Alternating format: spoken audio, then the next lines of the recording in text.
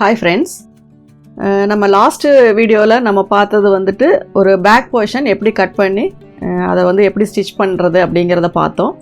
இப்போ அதனுடைய தொடர்ச்சியாக இந்த பகுதியில் நம்ம ஃப்ரண்ட் போர்ஷன் எப்படி கட் பண்ணுறது, அதை எப்படி ஃப்ரண்ட் போர்ஷனை ஸ்டிச் பண்ணுறது அப்படிங்கிறத நம்ம பார்க்கலாம். அதுக்கு முன்னாடி நம்ம சேனலை சப்ஸ்கிரைப் பண்ணாதவங்க சப்ஸ்கிரைப் பண்ணிக்கோங்க. பக்கத்தில் இருக்க பெல் சிம்பிளை ப்ரெஸ் பண்ணிட்டீங்க அப்படின்னா உங்களுக்கு வீடியோஸ் போடும்போது எல்லாமே நோட்டிஃபிகேஷன் வரும். எந்த ஒரு வீடியோவுமே நீங்கள் மிஸ் பண்ணாமல் பார்க்கலாம். இப்போ நான் வந்து மீதி இருக்க கிளாத்தில் கிராஸாக வந்து இந்த பீஸை வந்து நான் போட்டிருக்கேன். ஏன்னா ஒரு குறிப்பிட்ட அளவுக்கு மேலே கிராஸ் பண்ண முடியாது. ஏன்னா ஸ்லீவ் லென்த்தையும் நம்ம பார்க்கணும், முன்னாடி வந்து யோக் இதுவும் பார்க்கணும். அதனால் உடம்பு சின்னதாக இருந்துச்சுன்னா ஃபுல் கிராஸ் போடலாம். கொஞ்சம் பெரிய உடம்பாக இருந்தால் அதில் எவ்வளோ கிராஸ் வருதோ அந்த அளவுக்கு தான் நம்ம வந்து அதில் வைக்க முடியும். இப்போ பிளேஸ் பண்ணினதுக்கு அப்புறம் ஃப்ரண்ட்டு ஷோல்டர் மார்க் பண்ணிட்டோம். சைடில் 3.5 இன்ச்சுக்கு நான் வந்துட்டு யோக்குக்காக நான் மார்க் பண்ணியிருக்கேன். அதிலிருந்து அவுட்டரில் ஒரு 1.5 இன்ச்சும் ஆம்ஹோல் சைடில் ஒரு 1/2 இன்ச்சும் நான் எக்ஸ்டெண்ட் பண்ணியிருக்கேன். இப்போ இதில் பார்த்தீங்க அப்படின்னா உங்களுக்கு மிட் பாயிண்ட் எதுன்னு தெரிஞ்சுக்கணும் அப்படின்னா ஷோல்டர் பாயிண்ட்லேருந்து ஒரு 9.5 அல்லது 10 இன்ச்சு அவங்கவுங்க ஹைட்டுக்கு தகுந்த மாதிரி நான் வைக்கிறேன். டிஸ்டன்ஸ் பார்த்தீங்க அப்படின்னா ஒரு 4.5 இன்ச்சு. இது வந்து எல்லாருக்குமே தேவையில்லை, நான் வந்துட்டு கன்ஃபியூஸ்டாக இருக்கவங்களுக்கு மட்டும் சொல்கிறேன்.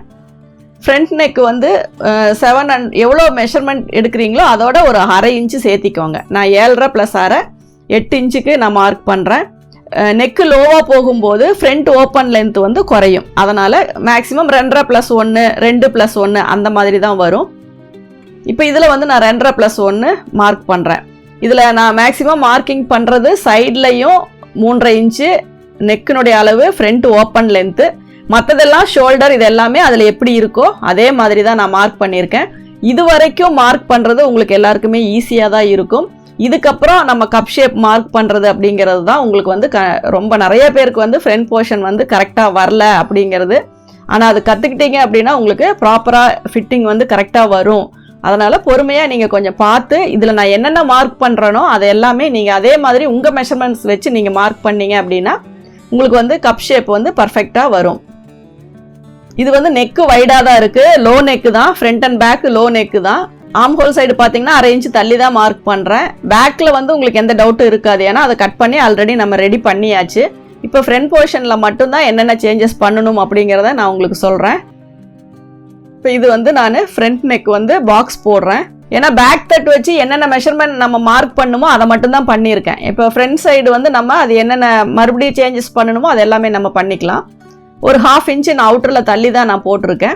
இந்த 1/2 இன்ச்சு உங்களுக்கு ஆம்ஹோல் சைடு நம்ம தள்ளி போடும்போது உங்களுக்கு அது கரெக்டாக வந்துடும். இது வந்து உள்கை டெப்த் வெட்டுறதுக்காக மட்டும்தான் நான் அந்த ஸ்கொயர் போட்டிருக்கேன். அது உள் பக்கமாக, ஏன்னா நம்ம ஆல்ரெடி நம்ம டீப் நெக்குக்கு எல்லாமே ஆம்ஹோல் வந்து ரொம்ப டீப்பாக தான் கட் பண்ணுறோம். அதனால் ஃப்ரண்ட் ஆம்ஹோலுங்கிறது இன்னும் கொஞ்சம் லைட்டாக கட் பண்ணிங்கன்னா போதும்.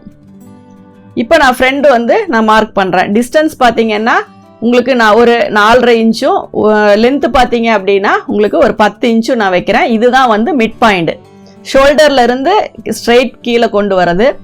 அதுக்கப்புறம் கப் ஷேப்பை வந்து நீங்கள் பிரிச்சுக்கோங்க. நான் சொல்லியிருக்கேன் 3ஆக பிரித்து 1 இன்ச்சு வந்து நீங்கள் ஆட் பண்ணிக்கோங்க. அதுக்கப்புறம் ஸ்டிச்சிங்க்கு சீம் அலவன்ஸ் வந்து 1 இன்ச்சோ அல்லது 1.5 இன்ச்சோ நீங்கள் ஆட் பண்ணிக்கோங்க. இது வந்து அந்த ஃப்ரண்ட்டு இறக்கம் எவ்வளோ வைக்கணும் அப்படின்னு தெரியாமல் கன்ஃபியூஸ்டாக இருக்கவங்களுக்கு இந்த மெஷர்மெண்ட்டை வந்து நீங்கள் ஃபாலோ பண்ணிக்கோங்க. ஏன்னா உங்களுக்கு வந்து ஷோல்டர் ஃபால் வர்றதுக்கு காரணமே கப் ஷேப் வந்து லூஸ் ஆகி ரொம்ப இறக்கமாக வச்சிட்டீங்க அப்படின்னா தான் அந்த ப்ராப்ளம் வரும். இப்போ 11.5 3/4 செஸ்ட் வந்து 1/3 செஸ்ட் வந்து 11.5 + 1 இன்ச்சு சேர்த்திருக்கேன் 12.5. அதுக்கப்புறம் நான் வந்து எக்ஸஸாக 13.5 கீழே போட்டிருக்கிறது வந்து அப்ராக்சிமேட் அளவு 1 இன்ச்சு சேர்த்தி நான் 13.5 இன்ச்சு வச்சுருக்கேன். இப்போ 4 டாட் வேணும் அப்படிங்கிறதுக்காக கீழே மறுபடியும் ஒரு 1/2 இன்ச்சுக்கு நான் மார்க் பண்ணுறேன். இந்த இதில் உங்களுக்கு கன்ஃபியூஸ் ஆச்சுன்னா இப்போ நான் சொன்ன மேட்ரை தான் நீங்கள் திருப்பி கொஞ்சம் ரிவைண்ட் பண்ணி, அதாவது பேக்கில் போயிட்டு மறுபடியும் பார்த்தீங்க அப்படின்னா மறுபடியும் அந்த சொல்கிற விஷயங்கள் வந்து உங்களுக்கு தெளிவாக புரியும். இப்போ பார்த்தீங்கன்னா நெக்கு, ஃப்ரண்ட் நெக்கு நான் வைடாக நான் கட் பண்ணியிருக்கேன். சைடில் அந்த ஒரு சிலர் சொல்லுவாங்க இந்த மாதிரி ஸ்லாண்டிங்காக வரும்போது கட் பண்ணும்போது நெக்கினோட உயரம் குறையுதுன்னு சொல்லிட்டு, அந்த மாதிரி வரும்போது நீங்கள் கீழே வந்து நெக்கினுடைய ஸ்லாண்டிங் வந்து கொஞ்சம் இங்கே எவ்வளோ உங்களுக்கு குறையுதோ அதை வந்து கீழே மட்டும் நீங்கள் அதிகப்படுத்திக்கோங்க. நெக்கு வந்து எந்த அளவுக்கு அகலமாக வைக்கிறோமோ அந்த அளவுக்கு லூஸ் வரும். அதனால் நீங்கள் ஃப்ரண்ட்டில் வந்து ஒரு 1/2 இன்ச்சுக்கு அதை ஸ்லாண்டிங்கை கட் பண்ணிடுங்க. ஷோல்டர்கிட்டையும் ஒரு 1/2 இன்ச்சு நம்ம கட் பண்ணியாச்சு. இப்போ நீங்கள் மெஷர் பண்ணி பாருங்கள். நெக்கினுடைய உயரம் சப்போஸ் உங்களுக்கு ரொம்ப கம்மியாக தெரியுது அப்படின்னா நீங்கள் மறுபடியும் கூட கொஞ்சம் லைட்டாக கீழே எக்ஸ்டெண்ட் பண்ணிக்கலாம். அதே மாதிரி ஆம் ஹோலில் பார்த்தீங்கன்னா அந்த டெப்த்து வந்து நான் இன்னும் கொஞ்சம் அந்த ஒரு 1/4 இன்ச்சு மட்டும்தான் உள்ளே இறக்கி நான் கட் பண்ணுறேன். அந்த இடத்துல பார்த்தீங்க அப்படின்னா நாச் போட்டுக்கோங்க. இப்போ மேல் பக்கம் ஓவர் நம்ம எல்லாமே கட் பண்ணியாச்சு. இதுக்கப்புறம் கீழ்ப்பக்கமாக நம்ம என்ன பண்ணுறோம் அப்படின்னா ஏற்கனவே நீங்கள் அக்யூரேட்டாக மார்க் பண்ணதில் ஒரு சின்னதாக கட் போட்டுக்கோங்க. அதுக்கப்புறம் மேலே வந்து 2 லைன் இருக்குது. அதில் ஒன்று வந்து கரெக்டான அளவு, கீழே இருக்கிறது வந்து நம்ம டாட்டுக்காக எக்ஸ்டெண்ட் பண்ணி விட்டுருக்கோம். அந்த இதில் வந்து நீங்கள் லைன் போட்டுக்கோங்க. அதுக்கப்புறம் நீங்கள் அந்த இதை மடிச்சுட்டு உங்களுக்கு சென்டர் வந்து கரெக்டாக வருதா அப்படிங்கிறத நீங்கள் பார்த்துக்கோங்க. இந்த டாட் வந்து உங்கள் கப் ஷேப்பை பொறுத்து நீங்கள் அதிகப்படுத்துறது குறைக்கிறது இது எல்லாமே பண்ணிக்கலாம். இப்போ நான் இதில் வந்து 2.25 இன்ச்சு நான் மார்க் பண்ணுறேன். அதுக்கப்புறம் ஒரு 1.5 இன்ச்சு நான் மார்க் பண்ணுறேன். அதுக்கு தகுந்த மாதிரி அந்த பட்டியினோட இதை வந்து நான் அட்ஜஸ்ட் பண்ணிக்கிறேன். இப்போ வந்து அந்த 1.5 இன்ச்சுக்கு நான் நாச் போட்டுக்கிட்டேன். இப்போ அந்த சென்டர் பாயிண்ட்ல இருந்து நம்ம சுற்றி எல்லா பக்கமும் ஒவ்வொரு நாச் போட்டுக்கலாம். ஏன்னா மிட் பாயிண்ட் உங்களுக்கு ஆல்ரெடி தெரியுது. அப்போ அதை சுற்றி வர டாட் வந்து எப்படி நம்ம மேட்ச் பண்ணணும் அப்படிங்கிறத, என்ன டிஸ்டன்ஸ் ஷார்ப்பாக வேணும்னா ரொம்ப க்ளோஸாக கொண்டு வாங்க. உங்களுக்கு ஃப்ளாட்டாக தான், அதாவது ஓரளவுக்கு அந்த ஷார்ப்னஸ் தெரியக்கூடாது அப்படின்னா கொஞ்சம் நல்லாவே டிஸ்டன்ஸ்லேயே அந்த டாட்ஸை வந்து நீங்கள் நிறுத்திக்கோங்க. லீனாக இருக்கிறவங்களுக்குமே 4 டாட் போடலாம். அது வந்து ஒரு ஃபிட்டிங் வந்து உங்களுக்கு நீட்டாக கிடைக்கும். அதனால் வந்து நீங்கள் 4 டாட் வந்து உடம்பு பெருசாக இருந்து கப் ஷேப் பெருசாக இருந்தால் தான் போடணுங்கிறது இல்லை. நார்மலான ப்ளவுஸுக்கு கூட நீங்கள் 4 டாட் போட்டுக்கலாம். மேக்ஸிமம் நான் பேசுகிறது எல்லாமே உங்களுக்கு வந்து புரியும்னு நினைக்கிறேன். ஏன்னா நான் ரெகுலராக என்னுடைய எல்லா வீடியோஸ்லேயுமே நான் ஒரு சில விஷயங்கள் வந்து இங்கிலீஷில் சொல்கிறேன் அப்படின்னா அது கண்டிப்பாக உங்களால் புரிஞ்சிக்க முடியும் அப்படிங்கிறதுனால தான் நான் சொல்கிறேன். சப்போஸ் அப்படி எதுவும் புரியலைன்னா, ஏன்னா அது வந்து நீங்கள் கற்றுக்கிறதுக்கும் மற்ற சேனல் பார்க்குறதுக்கும் உங்களுக்கு யூஸ்ஃபுல்லாக இருக்கும். அதனால் ஓரளவுக்கு நீங்கள் அண்டர்ஸ்டாண்ட் பண்ணிக்குவீங்கன்னு நினைக்கிறேன். உங்களுக்கு அதுலேயே ஏதாவது டவுட்ஸ் இருந்துச்சுன்னா நீங்கள் கமெண்ட்ஸில் போடுங்க. முடிஞ்ச வரைக்கும் அதை நான் கரெக்ட் பண்ணுறதுக்கு ட்ரை பண்ணுறேன்.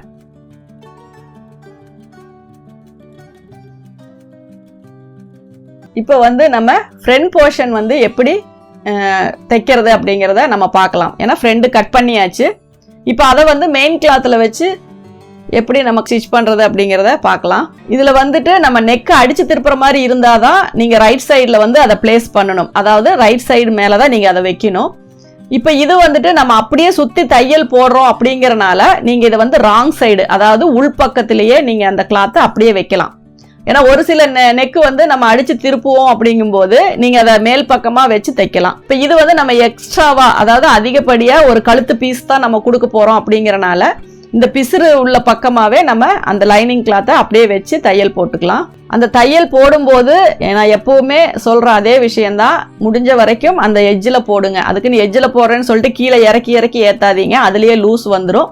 கரெக்டாக அந்த ஸ்டிச்சு போடுறதுக்கான ஒரு ட்ரைனிங் நீங்கள் எடுத்துக்கிட்டீங்க அப்படின்னா, அதாவது எந்த அளவில் தையல் போட்டாலும் ஒரே அளவாக நேராக நீங்கள் தையல் போடணும். அது மேக்ஸிமம் மிஷினோட கண்டிஷன் பொறுத்தும் தான் வரும். இருந்தாலும் உங்களுடைய கான்சன்ட்ரேட் வந்து கரெக்டாக அந்த ஒரு நீங்கள் எந்த அளவுக்கு அளவுக்கு ஒரு தையல் போடுறீங்கன்னா ஸ்டார்டிங்ல இருந்து எண்டு வரைக்கும் அதே அளவில் தையல் போட்டுக்கோங்க. அப்போ தான் வந்து உங்களுக்கு அந்த ஃபினிஷிங் வந்து நீட்டாக கிடைக்கும். இப்போ ஒரு பக்கம் நம்ம தைச்சாச்சு. அதே மாதிரி ஆப்போசிட் சைடு இன்னொரு பக்கமும் அதே மாதிரி நம்ம அட்டாச் பண்ணிக்கலாம். எங்கேயும் சுருக்கமோ அல்லது துணி லூஸ் கொடுத்தோ அந்த அளவு மாறக்கூடாது. அப்படி மாறிச்சு அப்படின்னாவே உங்களுக்கு ரைட் லெஃப்டில் ஏதாவது ஒரு சின்ன வித்தியாசமாவது வரும்.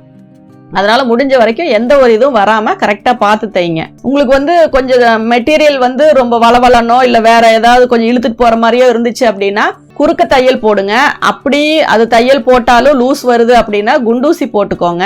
அந்த மாதிரியான ஒரு சேஃப்டியான ஒரு சின்ன இதெல்லாம் பண்ணிட்டு அதுக்கப்புறமா நீங்கள் தையல் போட்டீங்க அப்படின்னா இந்த மாதிரி இதுக்கெல்லாம் உங்களுக்கு வந்து துணி லூஸ் வராது. ஏன்னா நிறைய பேர் லைனிங் ப்ளவுஸ் தைக்கும் போது ஃபிட்டிங் கரெக்டாக வரல அப்படிங்கிறதுக்கான காரணம் லைனிங் துணி தனியாகவும் மேல் துணி தனியாகவும் விலகிட்டு சுருக்கமாக நிற்கிறது தான். அப்போ நீங்கள் டாட் பிடிக்கும் போது அது அப்படியே கண்டினியூ ஆகி நிறைய ஒரு மாதிரி பல்ஜியாக துணி நிற்கும். அதனால அந்த மாதிரி ப்ராப்ளம் வராமல் நீங்க கரெக்டா அந்த துணி லூஸ் கொடுக்காம உங்களுக்கு பார்க்கும்போது அது ஒரே துணி மாதிரி தான் தெரியணும். எந்த இடத்துலையுமே அது 2 துணி அப்படிங்கிற அளவுக்கு உங்களுக்கு அந்த கேப்போ அந்த சுருக்கமோ அந்த டிஸ்டன்ஸோ எதுவுமே தெரியாம நீட்டா இருக்கணும். அந்த மாதிரி இருந்தாதான். ஒரு சிலர் வந்து ஒவ்வொரு பார்ட்டையுமே தைச்சதுக்கு அப்புறம் அயன் பண்ணி தான் ஸ்டிச் பண்ணுவாங்க. ஒவ்வொருத்தரும் ஃபினிஷிங் கொடுப்பாங்க. அந்த மாதிரி அதே அளவுக்கு நம்ம நார்மலாவே அந்த ஃபினிஷிங் கொண்டு வரணும். அப்பதான் வந்து உங்களுக்கு அந்த லைனிங் பிளவுஸ் போடும்போது அந்த ஃபிட்டிங் வந்து கரெக்டாக தெரியும். அங்கங்கே சுருக்கம் லூஸு இதெல்லாம் இல்லாமல் இருக்கும். கட் பண்ணி எடுத்ததுக்கப்புறம் அந்த நாச்சஸ் எல்லாத்தையுமே மறுபடியும் மேல் துணியில் வர மாதிரி போட்டுக்கோங்க. நான் கம்பல்சரி இது எல்லாத்துக்கும் சொல்லிகிட்டே இருக்கேன். ஏன்னா ஒரு சிலர் வந்து உள்ள நாச்சஸ் தெரியுதில்ல அப்படியே விட்டுறலான்னு விட்டுருவாங்க. அப்படி பண்ண வேண்டாம். அது சப்போஸ் அது அளவு மாறினாலும் மாறலாம். அதனால் கரெக்டாக அந்த நாச்சஸ் எங்கெங்கே இருக்கோ அதை மறுபடியும் கட் பண்ணி நீங்கள் வந்து அதை வந்து வெளிப்பக்கம் திருப்பி வச்சாலும் அது தெரிகிற மாதிரி கட் பண்ணிக்கோங்க. இப்போ பார்த்தீங்கன்னா தெரியும், நீட்டாக அயன் பண்ண மாதிரி ஒரு இது கிடைக்கும். அந்த அளவுக்கு நம்ம அதை ஃபினிஷிங்காக தைக்கணும். இது வந்து நம்ம சிந்தட்டிக் மெட்டீரியலாக இருந்தாலும் இந்த அளவுக்கு ஃபினிஷிங் கொண்டு வரலாம். அது வந்து உங்களுடைய அந்த அதுல எல்லாம் ஒரு ஈடுபாட்டில் தான் இருக்குது. அதனால் அந்த மாதிரி நீங்கள் பொறுமையாக அதை ஸ்டிச் பண்ணுங்கள். இப்போ அதில் இருக்க டாட்ஸ் வந்து கரெக்டாக நீங்கள் மறுபடியும் எந்த இடத்துல இருக்குது அப்படிங்கிறத பார்த்துக்கோங்க. நான் இதில் வந்து கப் ஷேப் வந்து ஷார்ப்பாக வரக்கூடாது அப்படிங்கிறதுக்காக ஒரு லைன் போட்டு அதில் டாட்டை வந்து நான் 2 டாட்டை வந்து நான் ஒன்றா ஜாயின் பண்ணுறேன். ஏன்னா ஷார்ப்பு வேண்டாம், ஃபிட்டிங்கும் கரெக்டாக இருக்கணும். அதே நேரம் அந்த ஷார்ப்பாக வந்து நம்ம சாரீ போடும்போது அது தெரியக்கூடாது கப் ஷேப்பு அப்படிங்கிறதுக்காக அந்த 2 டாட்டையுமே நான் கனெக்ட் பண்ணுறதுக்காக தான் இந்த ஸ்டிச்சு போடுறேன். இது ஒரு பர்பஸ். இன்னொன்று, நமக்கு ஷோல்டர் அதாவது இந்த ஆம்ஹோல் சைடில் வந்துட்டு துணி வந்து பல்ஜை மேலே தூக்கிட்டு வரக்கூடாது. அதுக்காகவும் இந்த தையல் போடலாம். இந்த தையல் வந்து நீங்கள் சின்ன தையலே போட்டுக்கலாம், மறுபடியும் பிரித்து கூட விட தேவையில்லை. டாட் வந்து எந்த இடத்துல நீங்கள் நீடில் மார்க் போட்டிருக்கீங்களோ அதோட நீங்கள் நிறுத்திக்கோங்க.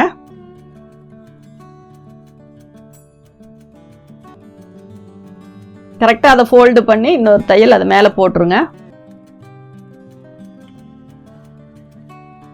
எப்போவுமே நூல் கொஞ்சம் விட்டு கட் பண்ண சொல்லியிருப்பேன். எந்த இடத்துலையுமே நீங்கள் வந்துட்டு டேக்கு அதாவது அந்த பேக் ஸ்டிச் போடல அப்படின்னா நூல் கொஞ்சம் விட்டு கட் பண்ணுங்க.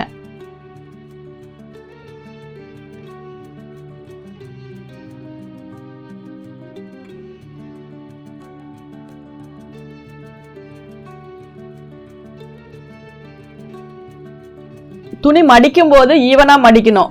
நீங்க ஓபன் பண்ணும்போது உயரம் வந்து வித்தியாசம் வந்துடக்கூடாது. ஃப்ரண்ட்ல பாத்தீங்க அப்படின்னா அந்த எந்த இடத்துல பிடிச்சிங்கனாலும் ஆப்போசிட்ல இருக்க 2 கிளாத்தும் ஈவனாக தான் வரணுமே ஒழிய ஒன்று அதிகமாகவும் ஒன்று கம்மியாகவும் போயிடக்கூடாது. அதனால ஃபோல்டிங் வந்து ரொம்ப முக்கியம்.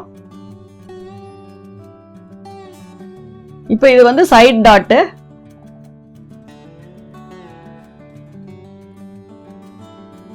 கரெக்டாக அதுவும் எந்த இடத்துல நீங்கள் நீடில் மார்க் போட்டிருக்கீங்களோ அது வரைக்கும் போட்டுக்கோங்க. டாட் பிடிக்கிற அளவை பார்த்துக்கோங்க. 1/4 இன்ச்சில் ஸ்டார்ட் பண்ணி நீடில் அளவில் கொண்டு வந்து முடிக்கிற மாதிரி தான் இருக்கும். அதையும் நல்லா பார்த்துக்கோங்க. ரொம்ப வளைச்செல்லாம் போட்டிங்க அப்படின்னா உங்களுக்கு அந்த இடமே கப் ஷேப்பு கரெக்டாக நீட்டாக வராது. இப்போ வந்து நான் சென்டரில் இருக்க அந்த இதை வந்து தையல் போடுறேன். அந்த இடத்துல அந்த தையலை வந்து நல்லா வளைச்சு நகத்தில் நல்லா ப்ரெஸ் பண்ணி கொடுத்துக்கோங்க. இதுவும் அதே மாதிரி நான் அந்த ஒரு 1/4 இன்ச்சுக்கு குறைவாக தான், அது 1/4 இன்ச்சு அதுக்கு மேலே வந்துடக்கூடாது. அந்த அளவு பிடிச்சிங்கன்னா தான், இல்லைன்னா உங்களுக்கு வந்துட்டு அங்கங்கே துணி ரொம்ப இழுத்து பிடிக்கிற மாதிரி ஆயிரும். அதனால கரெக்டான அளவுக்கு டாட் பிடிங்க. இதை அப்படியே பெண்ட் பண்ணி கீழே வரைக்கும் நம்ம கொண்டு வந்துடலாம். இப்போ பார்த்தீங்க அப்படின்னா உங்களுக்கு அந்த கப் ஷேப்பில் வர அந்த ஷார்ப்பு மட்டும் உங்களுக்கு பிளெண்ட் பண்ண மாதிரி இருக்கும். மற்றபடி ஃபிட்டிங்ஸ் எல்லாம் உங்களுக்கு கரெக்டாக இருக்கும். இதே மெத்தடில் நீங்கள் ஆப்போசிட் சைடு, ஏன்னா டாட் பிடிக்கும் போது ஒரு சைடு வந்து நமக்கு கை ஈஸியாக அந்த பக்குவம் வந்துடும், ஒரு சைடு வந்து நமக்கு ரைட் ஹேண்டு லெஃப்ட் ஹேண்டுங்கிற வித்தியாசம் வரும். அப்போ என்ன ஆகும்னா உங்களுக்கு கொஞ்சம் பிடிக்கிறதுல அந்த இதில் வித்தியாசம் வரும். மேக்ஸிமம் அந்த மாதிரி எதுவும் வராமல் ஒரு சைடு எப்படி நம்ம கரெக்டாக அந்த இது பண்ணுறோமோ அதே மாதிரி ஆப்போசிட் சைட்லேயும் இதை பண்ணிவிட்டு 2 ஒன்றா வச்சு பார்த்தீங்கன்னா எல்லா உயரமும் உங்களுக்கு கரெக்டாக வரணும்.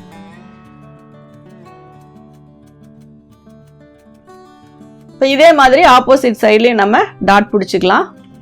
சேம் அதே மெத்தடில் தான்.